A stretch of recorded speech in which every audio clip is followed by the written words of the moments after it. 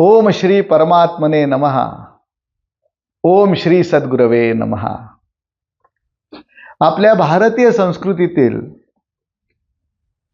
एक महत्त्वाचा सण आज आहे, तो म्हणजे होळी. आजच्या होळीच्या दिवशी माझ्या हातात एक फार सुंदर पुस्तक मिळालं आहे.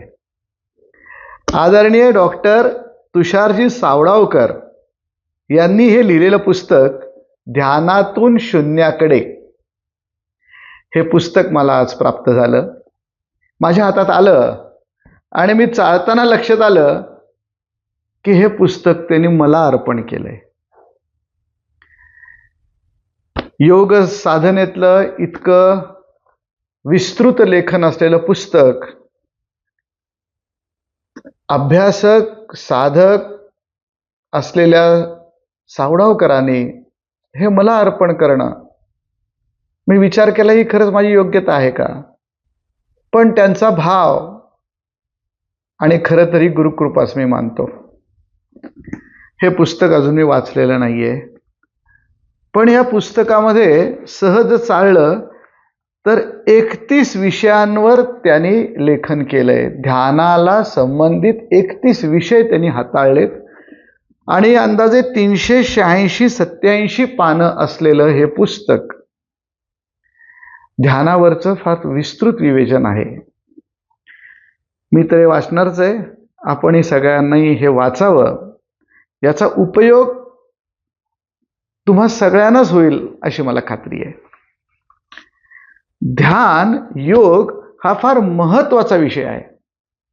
आपल्या भारतीय संस्कृतीमधल्या षडदर्शनातलं भगवान पतंजली मुनींचं योग दर्शन एक फार मोठं दर्शन आहे. आज आपण विज्ञान युगात आहोत, पण कुठल्याही युगामध्ये मनुष्याच्या जीवनामध्ये दुःख आहेच, चिंता आहेच, भय आहेच, तणावही आहेच. प्रत्येकाला आहे बरं का. पैसाही मिळवू, संपत्तीही मिळवू, भौतिक सुखही मिळवू, पण निर्भय होण्याचं काही साधन आहे का? चिंतामुक्त, भयमुक्त, दुःखमुक्त मी कशाने होईन, याचा काही मार्ग आहे का?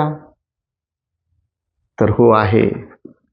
आपल्या भारतीय तत्वज्ञानानं, ऋषीमुनींना, संतांनी कर्म मार्ग, योग मार्ग, भक्ती मार्ग, ज्ञान मार्ग या 4 मार्गातनं माणसाला शांतता, समाधान, सुख, पावित्र्य, निर्भयता, अक्षय आनंद, आनंद अक्षयच असतो, सुख येतं जातं, अशा आनंदाची प्राप्ती होऊ शकते, हे फार अनुभवातनं सिद्ध करून दिलंय. मी हे पुस्तक 2च मिनिटं झाली माझ्या हातात आले, चाललं आणि मला फार इच्छा झाली की ताबडतोब याचा व्हिडिओ करून आदरणीय सावडावकरजींना पाठवावा. याचं कारण अत्यंत आजारपणातनं बाहेर पडल्यानंतर खूप दिवस ते जवळजवळ मृत्यूशी झुंजत होते, हॉस्पिटलमध्ये ॲडमिट होते. त्यातून बाहेर पडल्यानंतर त्यांनी जो ध्यास घेतला होता, मला एकदा ते म्हणाले होते, गुरुजी मी जी काही योग साधना करतोय, अनेक सत्पुरुषांच्या जवळ बसून त्यांनी ध्यान साधना शिकली, विविध प्रकारचं ध्यान चिंतन त्यांनी केलं, या साधनेचा उपयोग इतरांनाही व्हावा म्हणून भारतामध्ये असलेल्या किंवा भारताबाहेर असलेल्या ध्यान या विषयाला एकत्रित करून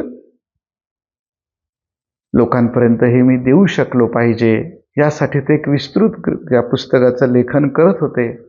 आजारपणातनं बाहेर पडल्यानंतर त्यांनी हे पुस्तक पूर्ण केलं. ध्यास घेतलेली व्यक्ती कसं काम करते याचं एक उत्कृष्ट उदाहरण म्हणजे आदरणीय तुषारजी सावडावकर आहेत. त्यांचा या विषयात खूप गाढा अभ्यास आहे. मुळात ते वास्तू अँड ॲस्ट्रॉलॉजिकल सायन्समध्ये त्यांनी PhD केली आहे आणि अल्टरनेटिव्ह मेडिसिनमध्ये त्यांनी MD केलं आहे. त्यांच्याकडे विविध उपकरणं आहेत. ते जशी स्वतः साधना करतात त्याचप्रमाणे या साधनेचा परिणाम काय होतो हे वैज्ञानिक दृष्ट्या आत्ताच्या काळातल्या लेटेस्ट अगदी आधुनिक तंत्रज्ञानातल्या उपकरणांना माध्यम करून ध्यान करणाऱ्या व्यक्तीच्या भोवतीचा ऑरा कसा बदलतो, त्यातले रंग कसे बदलतात, ध्यानाच्या आधीची अवस्था काय असते, ध्यानाच्या नंतरची अवस्था काय असते, घरामध्ये पूजा केली तर वातावरण कसं बदलतं, व्यक्तीचा ऑरा, त्याचा रंग, त्यातली स्पंदनं कशी बदलतात याचं उत्कृष्ट चित्र आणि मॅपिंग करून त्यांनी यापूर्वीही 9 पुस्तकं लिहिली आहेत आणि आत्ताचं हे त्यांचं 10वं पुस्तक आहे. या 10व्या पुस्तकाला मी माझ्या मनापासून शुभेच्छा देतो आणि आपल्या परंपरेचे आशीर्वाद त्यांना देतो. हे पुस्तक जास्तीत जास्त लोकांपर्यंत पोचावं एवढीच मी तर ईश्वराच्या चरणी प्रार्थना करतो. एक गोष्ट सांगावीशी वाटते की प्रत्येक मनुष्याला योगी व्हावंसं वाटतं.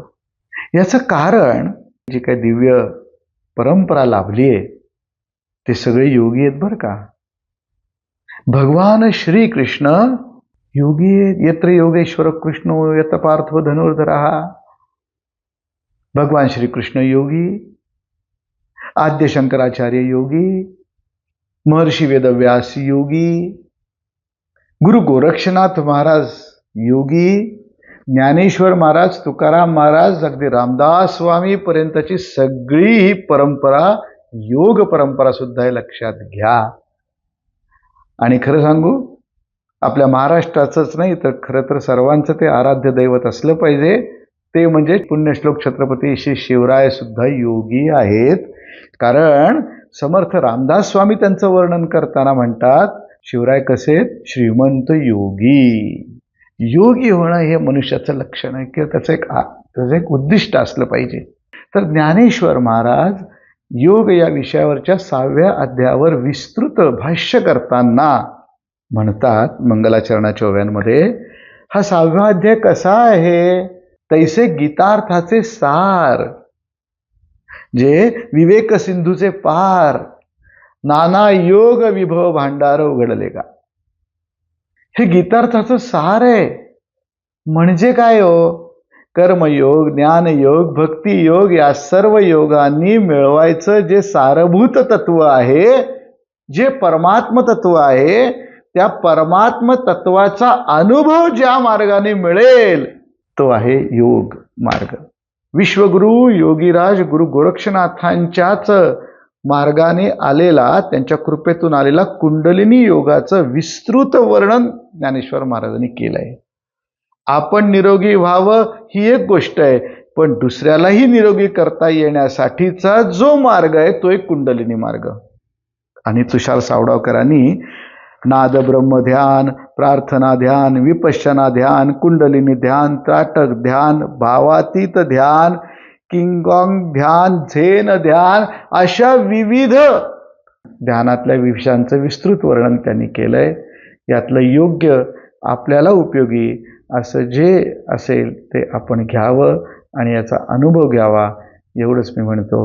आणि आज तुम्हाला होळीच्या शुभेच्छा देतो आणि सावडावकरजींनाही विशेष विशेष विशेष आपल्या परंपरेचे आशीर्वाद आणि शुभेच्छा देऊन हे जे पुस्तक त्यांनी मला समर्पित केलंय ते मी आपल्या परंपरेच्या चरणी अर्पण करतो. हरिओम हरिओम हरिओम.